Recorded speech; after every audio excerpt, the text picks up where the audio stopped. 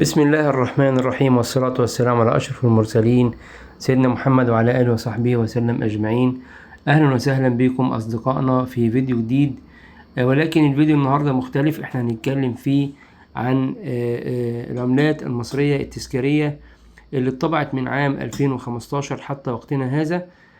طبعا في ناس كتير بتهتم بجمع العملات التذكارية، وطبعا في ناس كتير ما بتهتمش، ولكن احنا هنتكلم النهارده عشان خاطر الناس اللي هم زي حالاتي. انا طبعا عندي الهوايه دي اللي انا بحب اجمع العملات، وعندي عملات مصريه قديمه جدا. برضه هعمل لكم فيديو ليها مخصوص ان شاء الله في الفتره اللي جايه. ولكن النهارده خلينا نتعرف بس على بعض العملات اللي انا اعتقد ان انا تقريبا جمعتها كلها الا بعض الحاجات البسيطه. لو انت عارف ان في حاجات مش موجوده عندي، يا ريت تكتب لي كومنت عشان اقدر ادور عليها واحصل عليها، لان انا بحب اقتني العملات اللي هي النادرة او اللي مش متواجدة كتير. طبعا في بعض العملات هنا تكاد تكون مش موجودة، مش متداولة، واخد بال حضرتك. وفي بعض طبعا زي ما انت شايف كده، في بعض الجنيهات النص جنيه بتاعها ما عرفتش الاقيه، هو عدد مثلا بتاع حوالي 10 قطع ولا حاجة.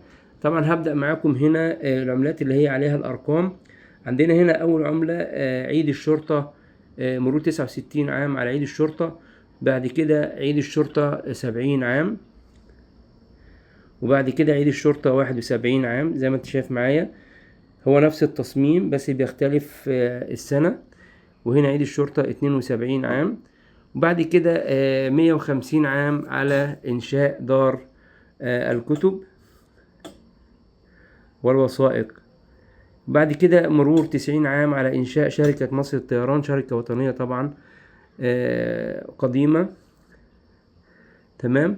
بعد كده عندنا هنا جنيه بتاع موكب الموميات، والنص جنيه الخاص بيه. بعد كده جنيه بتاع 50 عام، مرور على 50 عام على نصر أكتوبر العظيم. بعد كده جنيه فرق مصر الطبية. طبعا الجنيه ده كان معمول ساعة تكريمهم في أيام الكورونا. هو طبعا كل جنيه وكل نص جنيه هنا ليه مناسبة وليه قصة، ولكن الفيديو مش هيستحمل ان احنا نتكلم على كل حاجة. وبالنسبة للوزن وبالنسبة للقطر وبالنسبة للسمك، الحاجات دي كلها مش هنقدر نتكلم عليها الا في فيديوهات منفصلة. ان شاء الله نحاول نعمل فيديو منفصل لكل حاجة لو انتوا طلبتوا. هنا عندنا الجنيه بتاع حقل زهر والنص جنيه بتاعه، وبعد كده جنيه العاصمة مصر والنص جنيه بتاعه. وهنا جنيه اللي هو طريق الكباش في سنة 2021، احتفالية طريق الكباش. وهنا بعد كده جنيه قناة السويس، وهنا الجنيه بتاع مجلس الدولة. طبعا الجنيه بتاع مجلس الدولة عليه تاريخ الإنشاء بتاعه من سنة كذا لكذا زي ما انت شايف معايا. تمام. بعد كده الجنيه بتاع طبعا بيعتبروا من الجنيهات الجميلة، التصميم بتاعها جميل جدا. المرأة المصرية، واللي هو خاص بالريف المصري أو تطوير الريف المصري، حياة كريمة. بعد كده 80 عام تضامن، جنيه ونص جنيه بتاعه. وبعد كده الجنيه بتاع قناطر أسيوط الجديدة. بعد كده الجنيه بتاع الشبكة القومية للطرق. بعد كده الجنيه بتاع مدينة العالمين الجديدة ونص جنيه بتاعه.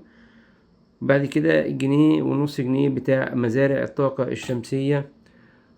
وبعد كده الجنيه بتاع تطوير الريف المصري. بعد كده الشبكة القومية لتوليد الطاقة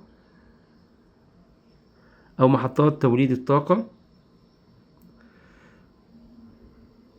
بعد كده آخر حاجة الجنيه بتاع وزارة التضامن الاجتماعي، هو على شكل السداسي بتاع خلية النحل، من التصميمات برضو الجميلة. دي كانت مجموعة العملات اللي هي أنا قدرت أتحصل عليها.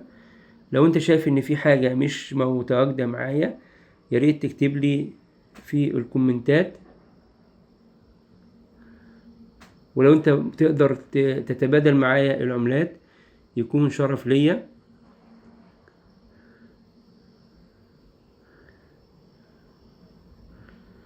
طبعا انتظرونا في فيديو تاني عشان هنعمل فيديوهات عن العملات المصرية اللي هي من سنة 80 أو سنة 70، الفضية والكلام ده كله. انتظرونا وشكرا لكم والسلام عليكم ورحمة الله وبركاته.